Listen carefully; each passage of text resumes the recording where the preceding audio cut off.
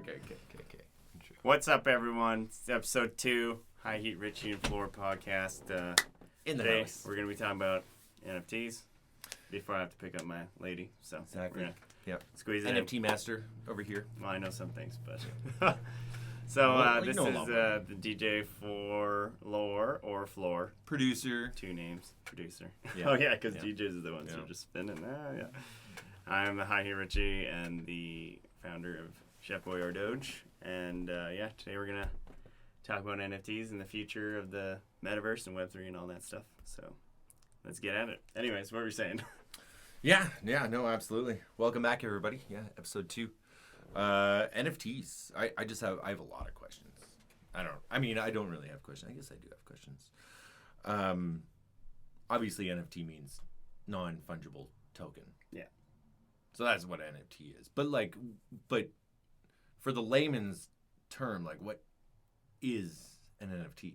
So How can you break it down in simple so everyone can understand? yeah. So in terms of, if you think of like in a monetary sense, when they say something's fungible, that means it's interchangeable because it's all the same.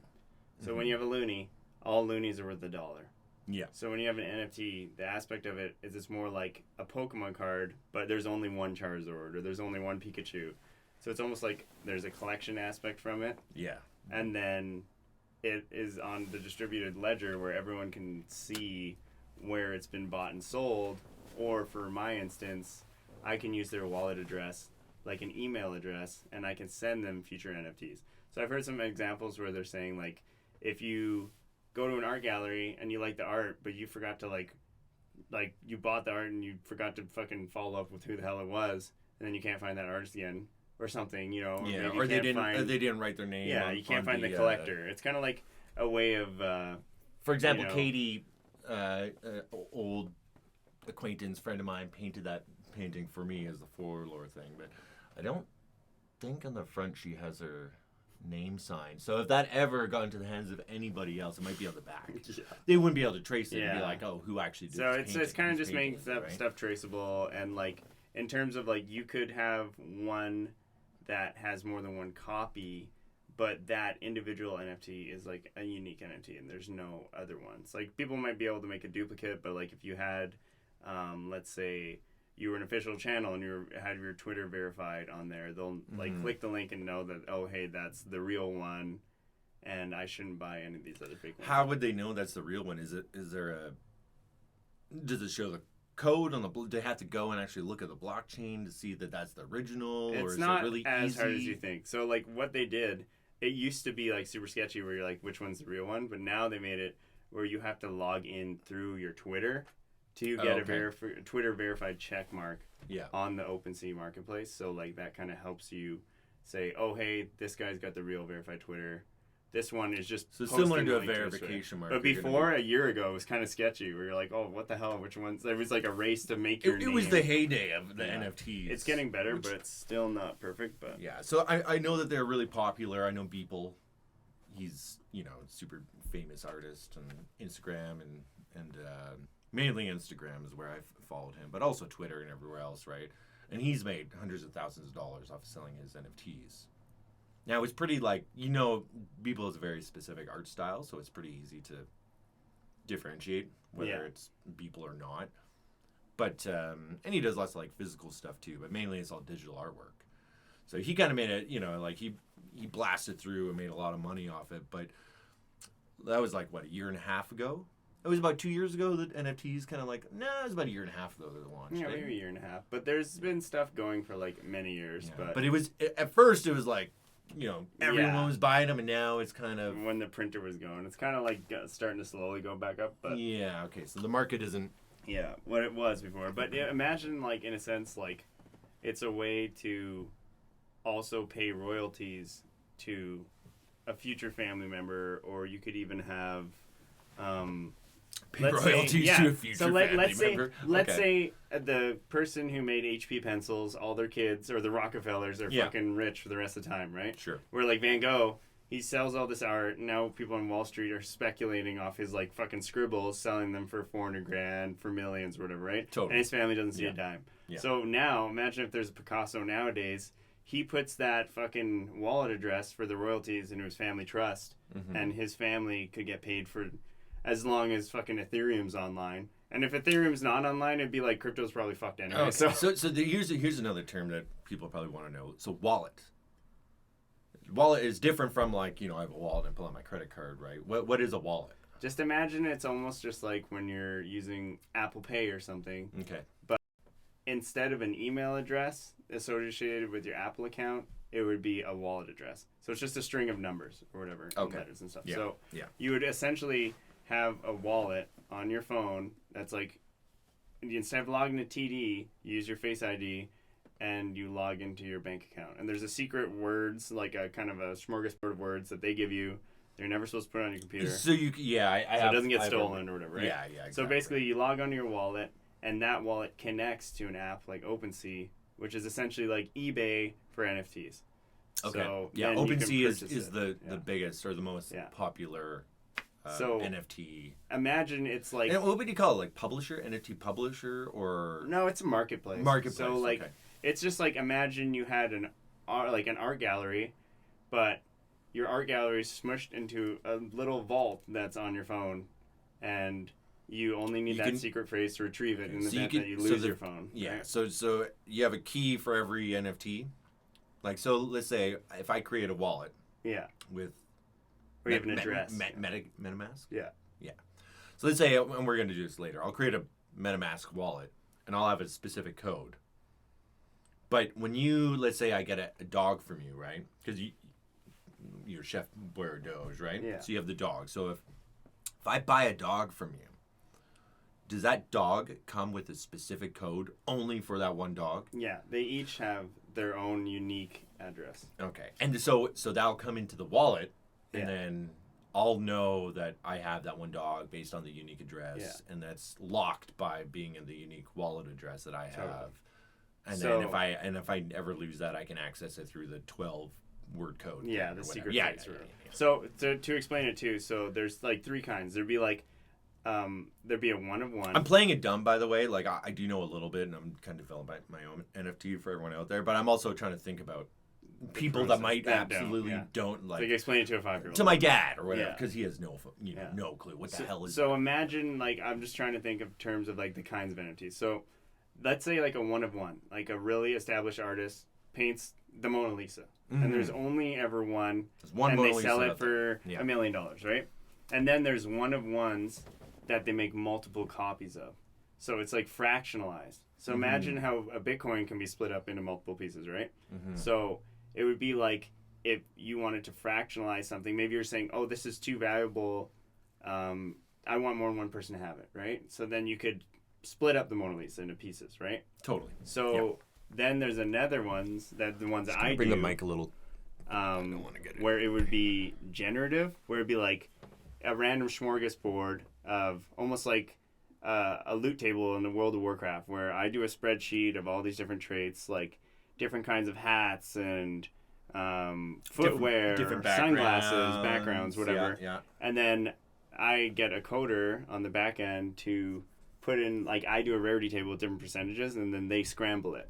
So that would almost be like a pack of Pokemon cards, but the character's clothing is randomized. So and one particular, maybe one style of clothing that you've drawn up will be the extra rare, like ultra rare. There could be legendaries or ultra rares, one of ones, right? Yeah. And then so from that point, it's kind of like the sneakerheads mixed with the Pokemon collectors. Those are like the kind of like people I would think about on top of the crypto and finance people. But I think like in the long run, right now it's still a little bumpy, where you got to collect a wallet, and like your wallet you could lose your keys, or you could click a phishing link, it'll get hacked, blah blah, right? I think in terms of like from a Black Mirror perspective, in like 5-10 years, it's all gonna be seamless, and like they're having things where they're like interoperable blockchains right now, where there's Ethereum and Bitcoin and like Avalanche and all these different ones, and Solana. Yeah. They're eventually gonna make it like the Cardano consumer might not even see it. It'll be underneath, like, because right now like they have some stuff like MoonPay where you can add like credit card payment, and then you can buy NFTs, but it still goes to a wallet, and maybe it's like custodial with an exchange or something, but it's Mhm, still a okay. little, you kind of got to jump through some hoops, right? Yeah. So I think eventually it'll just be like everything will be an NFT underneath. Like whether it's like your will for your house, your fucking land title for your mortgage. They're working with stuff like that that's more applicable just so it's on the ledger, so it's documented, right? Interesting. Okay. So I think NFTs eventually will have more use cases than like crypto. There might be 5 billion NFTs, right? But it'll be like, oh, your kid got his Ronald McDonald meal. You scanned a QR code. It popped up in some app of the exact little Mickey Mouse doll that you got there as an NFT, and it's like your online collectible. They have ones that are called like, there's like proof of purchases and like proof of attendance. I think they're like POAPs. They have weird names. So it'd be like so you wait could a get minute. So you think like, let's say, okay, we work at a nice restaurant. Do you think eventually you get to the point where instead of like clocking in, or when you clock in, it's basically it would be logged in a blockchain or proof of attendance? Yeah, something like that. Like even like you're getting your points for the 10th coffee's free. It just might all be on your phone, so that your wallet's not full of like stupid pieces of shit cards that are making your wallet this thick. Yeah. So the thing is like the application essentially just a data ID. Yeah, the applications for NFTs aren't as like grandiose as people are thinking, where they're like, oh, I'm gonna own 1% of the Mona Lisa or whatever. It's like it might just be something mundane and simple, like, oh hey, my save on points or my air miles. Now every time I scan it, the points just are like put onto this NFT. Or like there was a TED Talk where a guy said, Capital One gets data breached, your SIN gets released, right? Because they're holding all your data for up to 7 years, even if you don't have a card, right?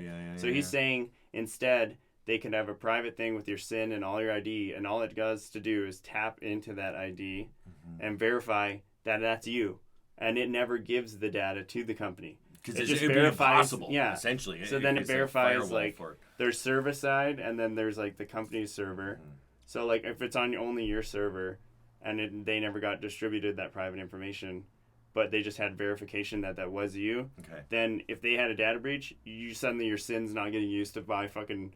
You have a job in Honduras. Exactly, someone buying bus tickets with your credit card or whatever. Totally. So interesting. Well, apparently all like the old banking infrastructure and all that shit is based on like really old technology, and it's pretty like easily hackable. I know they've adjusted lots of them over there, but like, even like whatever old nuclear codes are on some like 70s like computer. It's scary, that can be like, our iPhones are more powerful than half the shit that they or were whatever. using when they actually like it's okay, so that's interesting. So earlier you were talking about how you can either have like a fraction of an NFT, so you could buy like Bitcoin is broken down, so you could buy a percentage of it. You're using the Mona Lisa as an example, and then there's the unique one, so one person can only own, let's say you put out a dog or whatever, and someone buys it, and that's just theirs 100%. Yeah, so my original ones were like that. Yeah, okay, so they could resell it. Yeah. But as long as they don't resell it for indefinitely, as long as they have the key in that one special NFT, that's theirs. Yeah. 100%. And usually, like, what people do is they would have, like, a number beside it. So they would say, like, the Shepware Doge number 1. Yep. And then you would go into, like, the details, and it would have, like, the wallet address, or collection address, sorry. So, like, that would be, like, if it was created on OpenSea, they're all going to have the same collection address. If it was created off the web, like my generative ones, it would have a collection address that the dev used to launch the contract. Okay. So that would be, like, they might have made a personal wallet, launched the contract off that wallet, and that's, like, a developer wallet. Or maybe it's, like, multi-signatured, where either multiple people can control it, or multiple people have access. So imagine it's just it's confusing. But like, imagine if your grandma's getting fucking old and the bank lets you manage her finances. She's dead, but whatever. Your mom. Yeah. So whatever, someone, some old like person, like eventually that's like how things might be for NFTs, where some of these companies like Coinbase and the exchanges, they're trying to make it so you can, like they're non-custodial, right? You don't need to remember your secret key, which sucks for when they get hacked or when they go bankrupt, like some FTX shit, because you can lose your money or whatever. So like Sam Bankman-Fried, that whole. Yeah, so it's kind of fucked up right now. Like they're trying to like iron out Some people things. have been exploiting it, obviously. But generally, Sam Bankman-Fried. Yeah, if you have keys that someone else is in possession of, like for those collections that are off of OpenSea, you want it to be like some sort of person you trust from like a company or like a friend or whatever. And normally it's like something you don't share with anyone, right? Yeah. But you have to share it sometimes. And then those addresses on OpenSea will show who owns it, so it'll show their individual wallet, like they own the NFT, and then it'll show the collection address off of the NFT website, right? So the interesting part though is just like it just gives more like individual freedom for artists to generate money, but also through royalties. Like there's some of these people, if you have a 5-10% royalty and they're doing 100 million volume, they're making $5-10 million, and then they can reinvest that money to make like a video game, or like Bored Apes is making, like they made Other Side, which was like it had enough server capacity to load like thousands of players without the fucking server breaking, and then you could either play it on the computer or do it on VR goggles, kind of like the Mark Zuckerberg metaverse stuff, but mixed with World of Warcraft. So like the coolest thing was like on the Bored Apes like podcast when they were talking about it was like they were saying, I didn't even realize they had a podcast. Yeah, they just made it. It's new, right?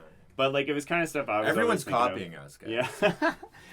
If you think about like old games, they're always talking about EverQuest, but think about like Gauntlet or like Legend of Zelda. Like imagine Classic, like like the fun games, right? But like they're like they're starting to make open world games like that now, like Sonic and Breath of the Wild or whatever. But they're talking about like Breath of the Wild. There was but there was some old games that you really enjoyed. Like there was one called Aspirate that I would play. There was like a 2D like bird's eye view one, like Farmville, but you like had kind of like World of Warcraft, right?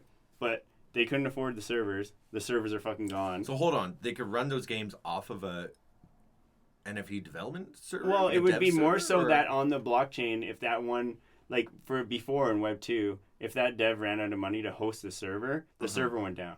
But since everyone is distributing the workload, imagine it's like instead of one person getting crushed by a boulder, everyone's like holding tiny pebbles. It's kind of like everyone's spreading the love. So it's like when the tide rises, all the boats float. So the nice thing is like they're trying to make an interoperable server that's basically like World of Warcraft, but almost like Ready Player One, where like you can cross through games, and if the server goes down, like let's say like there was one of my old chefs. He spent like $1,000 or $2,000 over 10 years playing this really fun game, getting all the cool items, Starcraft. and then no, like a Facebook game, and then the server went down and he lost his shit, right? Yeah. So like now it would be like if you got the legendary ogre dagger from this one fucking server, and it's like the server's on the blockchain, you could literally fucking stay having that weapon and potentially sell it. So like remember the Call of Duty skins? There was a huge scandal with people gambling and selling the skins or whatever, right? Yeah. But like League of Legends, it's illegal to sell your legendary skins, right?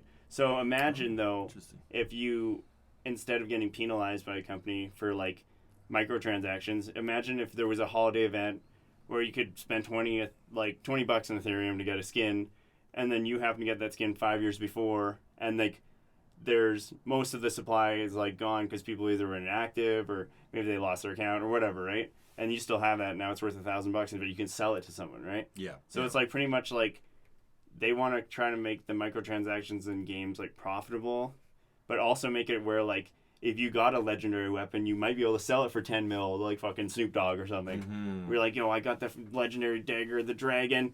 It does triple damage and has some fucking dot effect, So, I'll sell it to you, and you could sell it to them in Ethereum or whatever, or their ape coin, whatever they use on the server. So besides Bored Ape, besides Bored Apes, what was the backdoor? What do you say they started? Like not the main Bored Apes thing, but it's called Other Side. Other Side, that's what that is. So is that the only example of like NFTs being used in like the game context right now? Like that's or like is the it only becoming more one that's popular? like more online, and they're using the Unreal Engine, the same engine as PS5. Yeah, Unreal to start Engine to is develop it. unreal. It's fucking crazy. Yeah.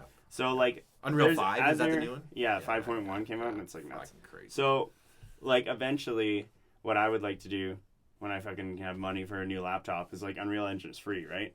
So make like the third wave of chef dogs, make them 3D, and eventually have them be interoperable with other side. Because the other side, how you get on is you need to have a pass, which is like, I think you either need one of their other side NFTs, which is probably like $4,000 Canadian right now or something. Yeah. But like eventually if they open it up, or so it's like a secret club at the moment. Or if eventually if you can make your own server or whatever, right? Like more like a Ready Player One, right? Yeah. So that would be like the cool thing to do, because right now the crypto games are kind of like almost like they have some play to earn ones that are kind of like Angry Birds type shit. Like it might be an app, or there's one where like horses race and shit, and people gamble on it. Yeah, it's got to be a pretty niche market though, because if you're gonna think of like those ones are pretty like people low, that are bro. actually, you have to be into NFTs and actively buying it, and like you have to have some crypto.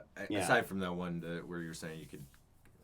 The Moon something or other. Moon Pay, like buy with your credit card. Yeah, you can buy but with even your still, card. it's like it buys Ethereum with your credit card, then puts it on your wallet. Yeah, but at least it's a little more automated, because Yeah. I mean, at this point, for me, even though I'm pretty, technically savvy and whatever, but it still seems like a stretch for me to be like, okay, how am I gotta go? I gotta like put money for my bank. Yeah, it's still I gotta buy Yeah. some Ethereum, and who knows, when I buy it, it might be less expensive and more expensive or whatever, and like. Yeah, I think it's got to get to the point where it's got to be more user friendly in TD, or it's in Schwab, or it's in fucking Royal Bank, like integrated with the actual banking system. So what I want to know a little bit. So you were saying your first set of NFTs. So highheatrichie here, he has you actually have like a full. You have your first generation dogs that you put out. Yeah, and we could show those. Yeah, and then I did put the second out recently, but yeah. So your first one. You're saying is all just like one and done. People have them. They own that was like the kind of OG collection. Right? I was doing them by hand. Yeah. So what's the? Oh, so it wasn't generated. No, generative. It wasn't generative. So those were the one-on-ones. So I did have like, but it was only for a few months, and and I was like, I've only made 50 of these. I was like, this is so fucking hard. Yeah. And then I was on Facebook, and one of my like an alumni from like the fucking degree program of like whatever. ACAD before it was UArts or whatever, was like, hey, check out these NFT things. And she's like, you need to get a developer. Like, that's going to take you forever. You need to get them generated. So it was like, she's like, you can make 10,000 of them or 15,000 of them instead of like, drawing one at a time. So it's more so about making like clothing for a game after. So how many did you release on the first generation? Like 50. So you only made 50. You sold all 50. I didn't sell all 50. I sold maybe like 25 or something. There were some that were like, and they were at a decent price at the time, whatever, $300 or whatever. No, cheaper, because it was like when I first started and I didn't have any followers, right? I probably had 100 followers. I was selling them for $1, $2, $3, $25, $50. So now, what's the difference then? What's the specific difference between your Generation 1, Generation 2 Chef Boyer Joe? So now it's generative. So you have all the, you have each different, you have thousands of eyes that you fucking drawn, thousands of different knives. You got some octopus on a fucking skewer, and you got some like Super Saiyan shit going on, and some of the dogs. You got a couple. How many breeds do you have in the? So for the first one, what I was doing was just pure breeds. This is when I was like doing one at a time, right? Yeah. And I would do like, this is a Boston Terrier, this is a Pomeranian, blah blah, and then. For the first generative one, fund his dogs. By the way, we need to. Sorry, we'll go back to that. Hey, now that I got a new job, it'll be fine. But so imagine the first one were all golden retrievers for the first generative set. Oh, okay. But they had different colors of fur, and then there was like 250 or 268 traits or something, right? And then the second generation, there was 20 different breeds with 21 different colors, but they were mixed breeds. So it was like Labradoodle, Alaskan Poodle, Husky, Labrador, all that shit. Okay. So like ones that were like popular but were close enough to other breeds that are recognizable, like still recognizable enough, not a just a general mutt, like a Labradoodle and shit like that, right? Yeah. And then the third one that I haven't done yet. Hold on, wait, third generation or third? Yeah, third generation. This is not out yet. This is the one I want to do 3D. Okay. This is like in the lore. Using like Unreal Engine and like Blender and shit, right? Blender's a good one for that. Blender's so like free too, I think. Yeah, so I would like use Blender, and then if I want for the environments or whatever, it would be like Unreal Engine, right?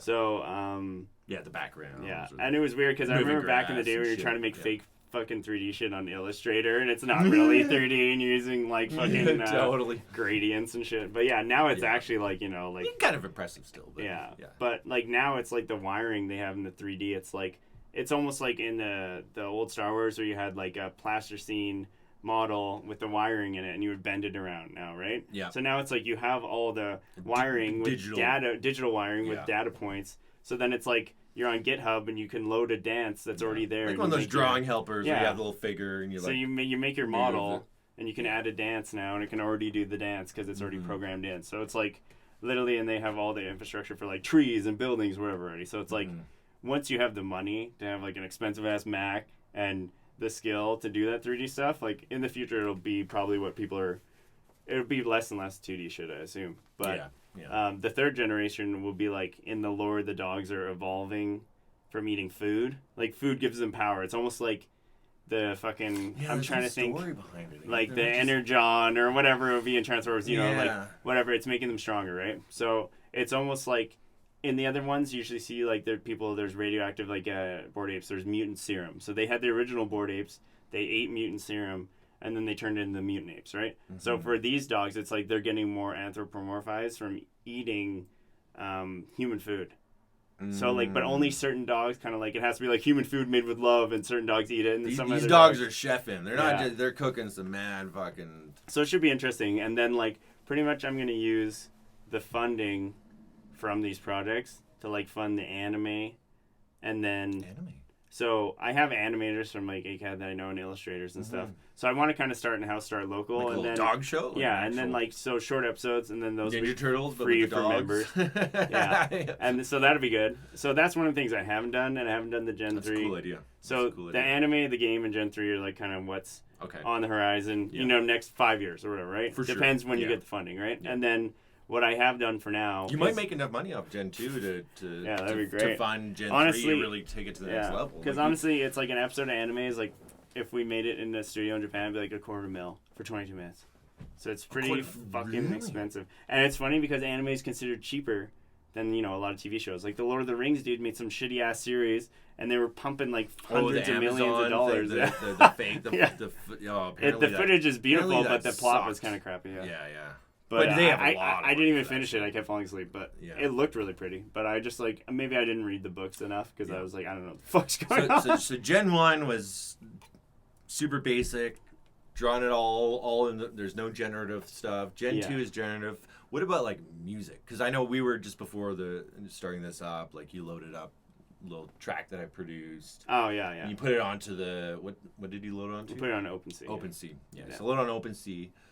All the people who own your dogs right now get an automatic link, and they can have access to that song. So they won't even the thing is, it's actually going to be put right into their wallet. Oh, it automatically. Yeah. So I do that. So it's forced into their wallet. So automatically, they paid money and bought a dog, and now you're spamming them with my music. Yeah. So imagine. Just to circle back a bit. So the Gen 2, I got an artist from ACAD to.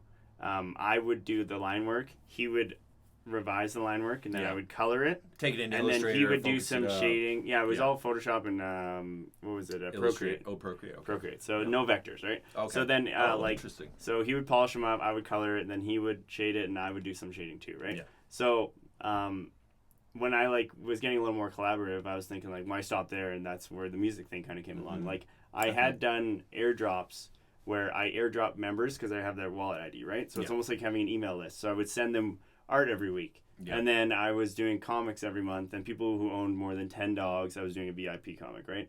I was doing it based on them, whatever they wanted, right? Some guys said spaghetti is my favorite thing. Some guy in fucking Romania made him a spaghetti comic. Yeah, some dog. His name was Doctor Strange, and I had to change it because I was like, that's copyright, so I'll make you Doctor whatever. He had some Romanian nickname or whatever. So I was giving them, so imagine it's almost like having a loot crate but online. So I was giving them airdrops, and then I was giving them the comics. And then now what I'm doing is I'm kind of making a decentralized record label where I'm giving all the profits and all the royalties directly to the artist. CBRD Records? CBRD Records.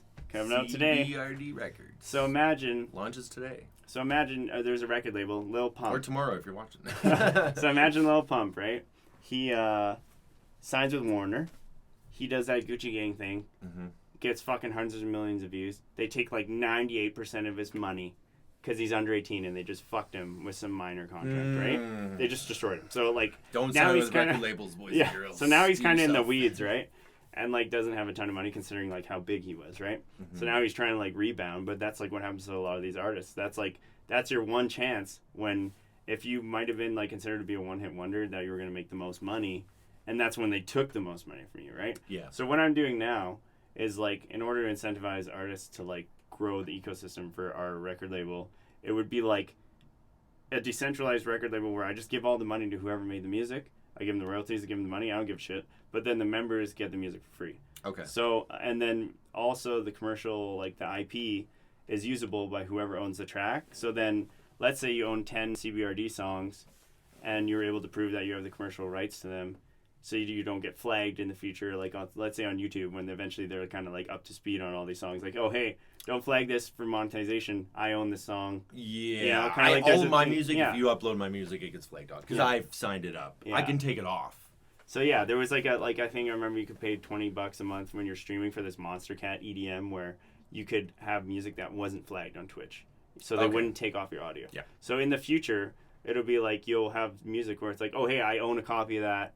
Don't fucking flag my Naruto AMV Because for I copyright. paid for this. 'Cause I paid I've for it, actually, right? and I have it shows the code from the Yeah. blockchain. Yeah, this is. So then pretty much like what my goal is to do is like take the power back into like the creator's hands and the finances, right? Because like these companies don't fucking do anything. Like they have connections, but besides that, You mean like They're the just- big record yeah, labels? they're like just Warner raking you over, or yeah. Universal. It's almost and like the insurance Sony companies and- that, yeah, you know, yeah. they're taking all your money and they can't actually pay you out when your house burns down, or the banks that are just, you know, taking 3% here and 2% there. Like what like Web3 I think is the original ethos before it was like all speculation and gambling was taking the power away from, you know, the oligarchs and like taking the middleman away Yeah. because it's unnecessary, right? So like imagine if, you know, the thing that sucks about the self-custody thing is you have to be more responsible. So right now it's still a little sketchy because like, oh, you're in charge of your own bank account. Oh, I lost my bank account codes. You know, you lost your secret keys and you're fucked, right? So like,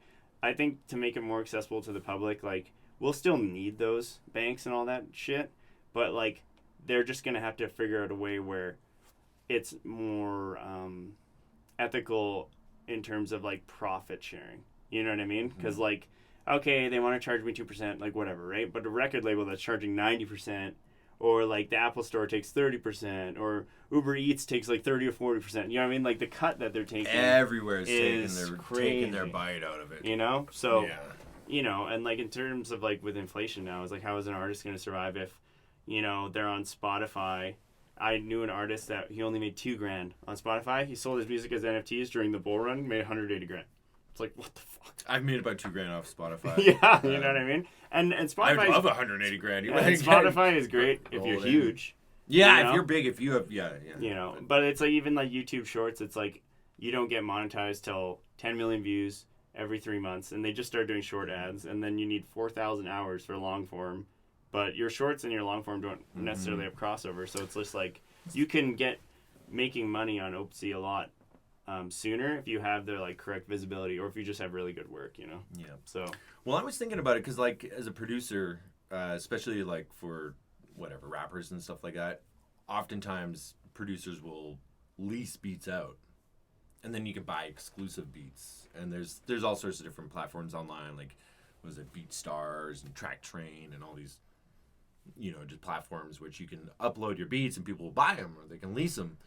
But I'm thinking, I'm like, if I did that, you know, all these kids or whatever spend $30 to get the beat and they do whatever, and theoretically that could blow up, right? And I've produced it, but they paid me what, $30 to lease this beat or whatever it is, $100, right?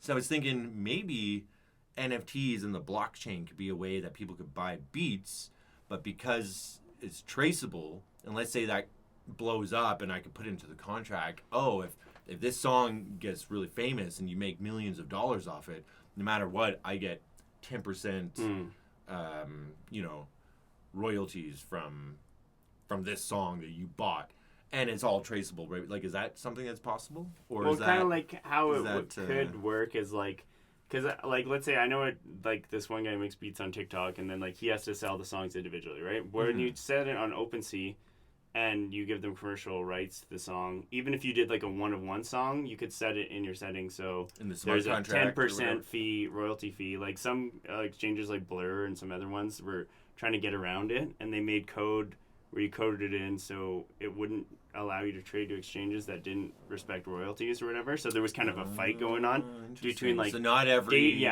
so site has the same rules. But OpenSea does over 90% of the volume, and people were trying to, like, skirt around it, and then OpenSea kind of nipped it, and then, like, now they're kind of, like, going to a tussle. But realistically, they're gonna make it eventually where it's just like you won't have a way around not paying royalties. They pretty much axed it right there. It didn't take them long because they were trying to, like, should we take away royalties? What should we do? Blah, blah. But, like, you know, it's like, imagine if you had no royalties for the fucking Beatles songs and they're whatever, whoever didn't have money for, you know, when they buy the Sony records of, like, Michael Jackson and all that. It's supposed to be profitable, right? Yeah. So it's like, if it's not profitable, no artist is going to make shit. So it was kind of counterintuitive where, like, imagine, like, you're paying 2.5% on OpenSea and then another 10% royalty. So it's 12%. And you're a day trader. And the day trader's like, oh, I only made 20% and then I have to pay 12.5, so I'm only making fucking 8.5%, right? So that's pretty much what it is at work when I make, Yeah. I sell $100 worth of food, someone gives me 20% tip, and then I give 8 whatever to the house, and really I'm only bringing home 12%. But, less, but right? realistically, it's like the day traders were kind of like being greedy and paying 12.5% so that someone can sustain the whole marketplace and their whole business and use those future sound like that a future bad profit, considering, like, GoFundMe or not GoFundMe, sorry, like the fucking Apple Store is like 30%, and, like, what is it, Skip the Dishes and all that shit is, like, a lot, right?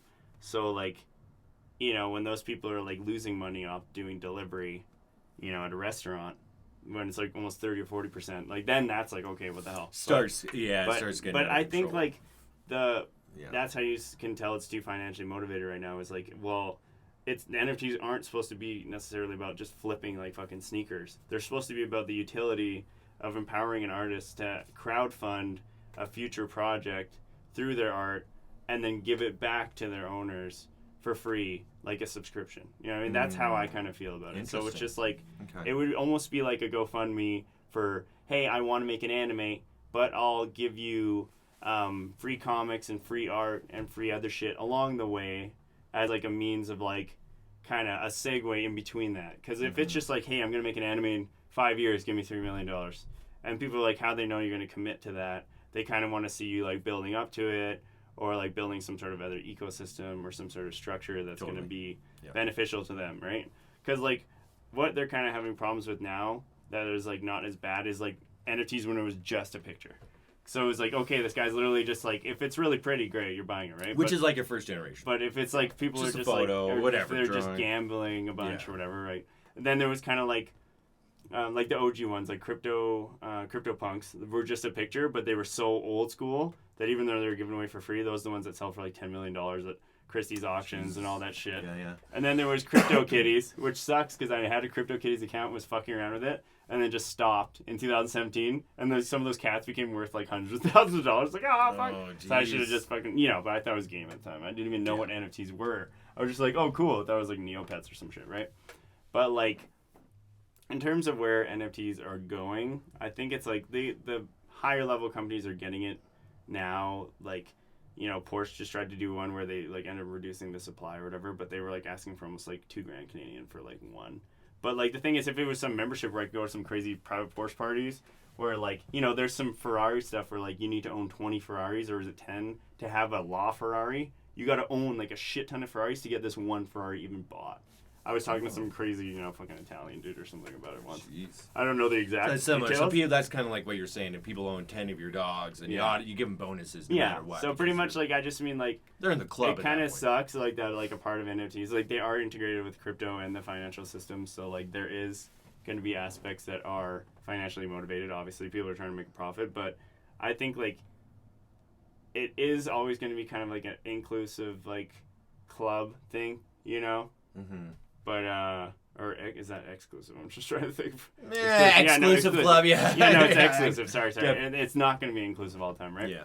But, like, I don't know. It's just kind of how things are like you gotta usually have money to do shit that's fun. You know Totally. what I mean? Like you don't get to Yeah. go to the fucking Stampede for free and fucking ride around the games just because you're a nice person or whatever. You know what I mean? Yeah, exactly. Like, that's just kind of how capitalism works. But like people, whether they just have the option to funnel money into things that they like, you know, the problem like that they had before was there were so many people just like promising shit and then disappearing, right? So and then more people started revealing their identity because it used to be anonymous, and they called it like doxing. It was kind of like revealing addresses, or revealing their name, right? Well, when you have your own name associated with it, at least it's more personable. People know there's someone actually behind it. You're not trying to scam. You know, it's not just a farm. Yeah. It's not like a, you know. Yeah, or people were trying a thing where like, you know, this was happening some sketchy shit with like fucking porn stars or something where they would rip people off, and then, you know, maybe they would end up having to return the money, or they get exposed and say like, oh shit, we're back on the project, whatever, right? Where they weren't anonymous, and then they just disappeared with the money, and then they said, oh, it's just the market's shitty. Where it's just like, dude, that's not a fucking excuse, right? So there is a lot of scamming. That's a good question. So let's say I'm just getting into it. How concerned do I need to be about buying into a scam? Very okay. All right. So the threshold right now. Imagine is like, if you were buying like street drugs and 9 out of 10 times it was laced with fentanyl. That's kind of like how it is right now. It's just okay. But it's it's it's just too unregulated. Like unfortunately, like what's happening in crypto right now is like the markets are still pretty up, but there's a recession, there's inflation, and crypto hasn't rebounded like the markets have. Yeah. But this is like one of the first years where like maybe year or two where crypto's finally actually being watched for taxes, right? So there's going to be a growing pain period where like back in the day Amazon went down fucking 99%, and a lot of projects go down and they never come back, right? But during the .com bubble, a lot of those, like pets.com, there was like shit that just added .com to their name, and then they went sky high and then they crashed, right? Yeah. But you know, I bet you so many people, there's a video where the guy says like, it's Jeff Bezos, and he said, he's showing Jeff Bezos with a shitty desk, broken desk, and he's like, yeah, we deliver books, blah, blah, blah. It's like when he's really young, right? Yeah, super poor. Whatever. And some guy, analyst, said, Amazon, same with Elon Musk, he said Amazon will guys. never even come close to fucking Sears, blah, blah, blah. And then fucking we see Sears go bankrupt and shit, right? So yeah, it's just now like, Amazon is the only... So it's that point where like the technology is still really new, so there's going to be a lot of shit along the way that goes to zero and is fucked, but it doesn't delegitimize the rest, right? Like there's going to be some winners that come out. Yeah. And, you know, it's like Mark Zuckerberg at the time when a lot of people trying to game the system right now, but there's going to be a couple of key, you know, players and tools and different things which will eventually become more legit and have a lot more stability in the long run. That's what I'm hearing. But what was I going to say? Sorry. So just that Mark Zuckerberg a long time ago, like Facebook seemed like a bad idea, even though like they had the problems with the Winklevoss twins. Like he was talking about how they only wanted to make it like a Harvard University exclusive. It was app, it right? was supposed to be just within the university. So then he had a bigger vision or whatever. But even they said that was or dumb or whatever, right? So like hunks.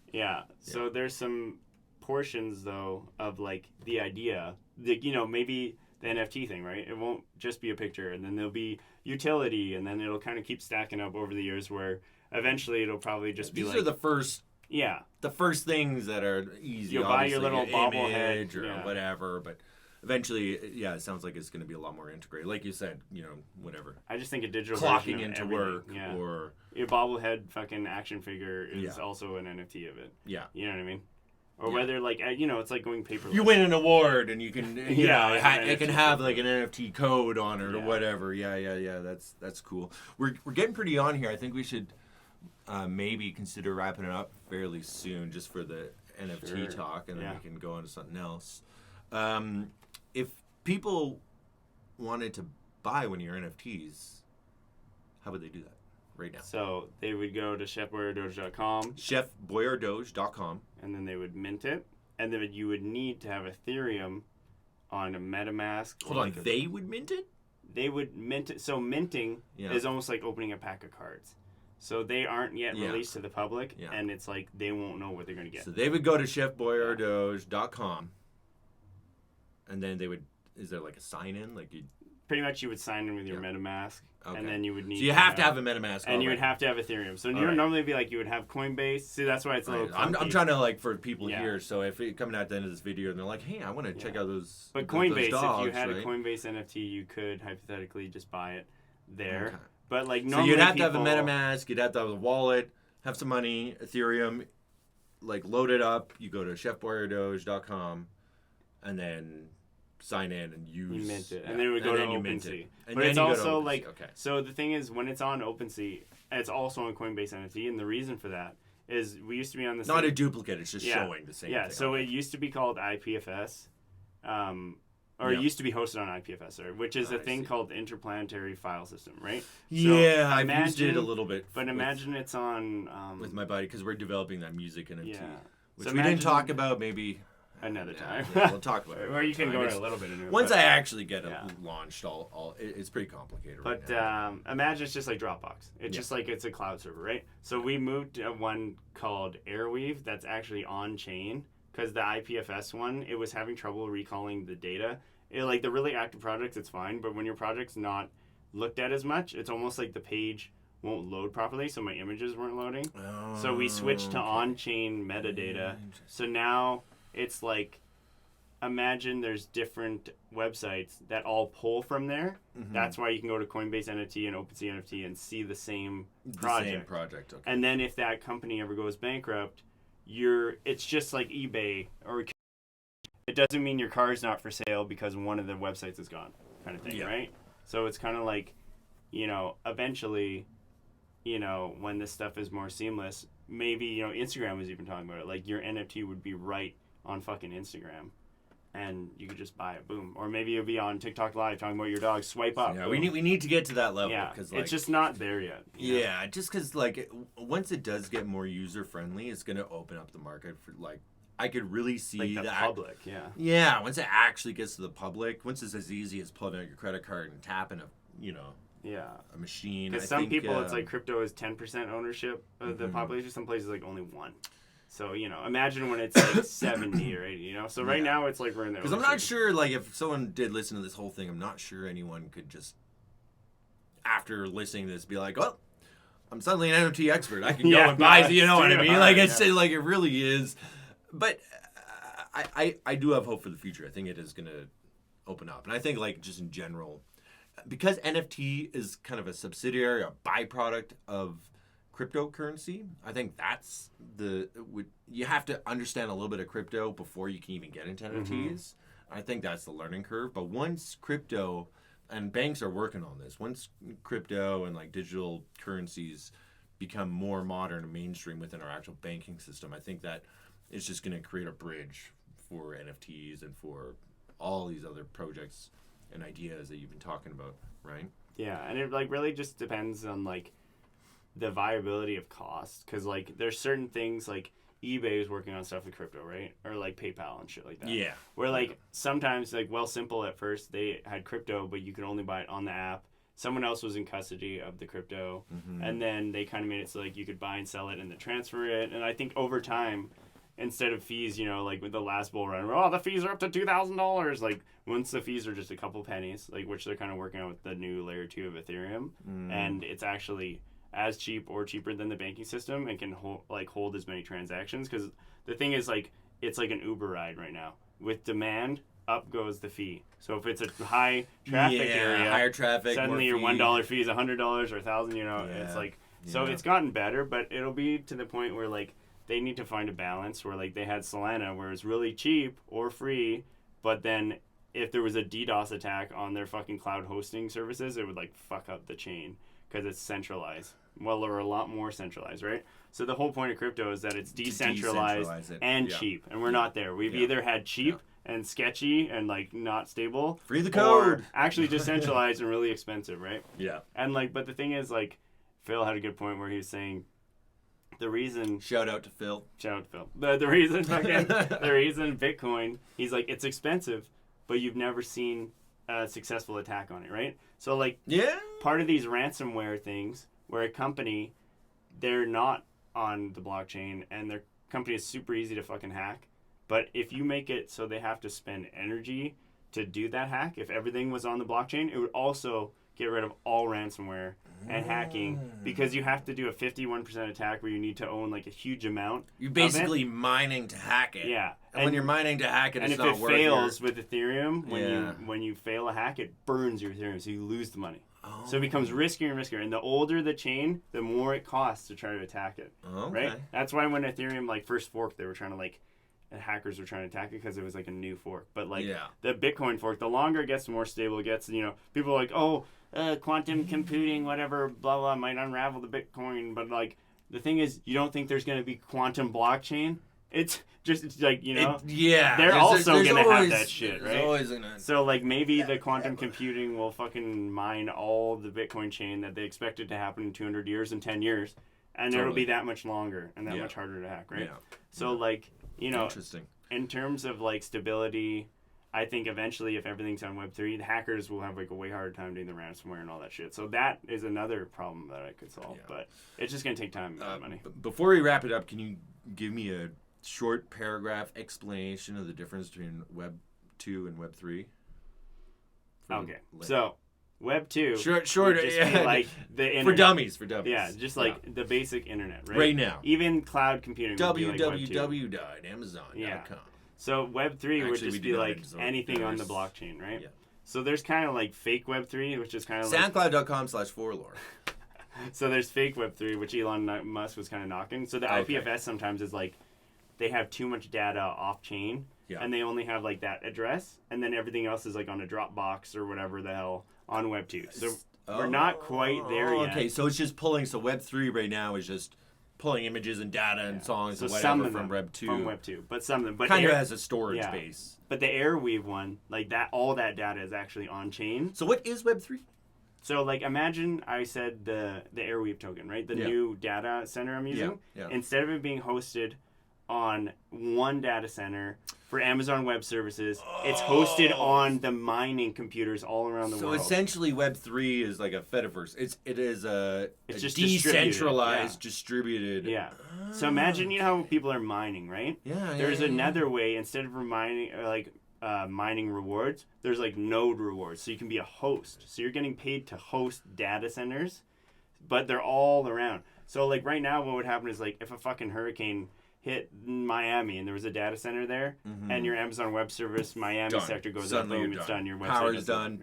So but with Web 3, even though there's a natural disaster or something, it'll be able to survive. And it, like, you know, if one area is struggling, it'll redistribute to another So we're going to need that in the next couple of years. It'll be good for everything. It would pretty much like make like internet security way better. Even the Federal Reserve is like, oh, we have backup generators for natural disasters, so they have one generator, but what if that generator fails? You know, it'll make the financial system a lot more stable. And like even like, you know, agriculture where they have food shortages lately, or there's some sort of ransomware attack, suddenly there's a food shortage. Trudeau loves fucking the farmers over anyway. So yeah, maybe the fucking WEF fucking does something retarded and everyone's fucking starving or something. Klaus Schwab Klaus brings Schwab his fucking cloak down on us. Yeah, something retarded. But you know, so it'll pretty much make it so that like everything's a lot more sturdy. It's power intensive. That's why people were complaining it's bad for the environment. Okay. But it was like 70% of fucking mining is renewable, or they're using wasted energy that we don't have enough, like, let's say we don't have enough battery or your storage. fill and you're mining or generating heat, which is heating your house. He's like, he doesn't pay a freaking dollar on gas to heat his house. Yeah. So it's in terms of like, if you think about the efficiency of it, like when people are either using renewable energy or energy that they don't have money to store it all, right? So imagine you're producing like a shit ton of energy. Well, I got a nuclear generator in the back. That's how this is all going. So yeah, imagine, or when they're doing micro-nuclear plants, you know? Which I think is the future. Yeah, it's happening. So imagine there's solar, wind, hydro, geothermal, mini nuclear. Geothermal is really good. So imagine it's 100% sustainable, or Ethereum, which has moved away from that model, uses 99% less energy already, right?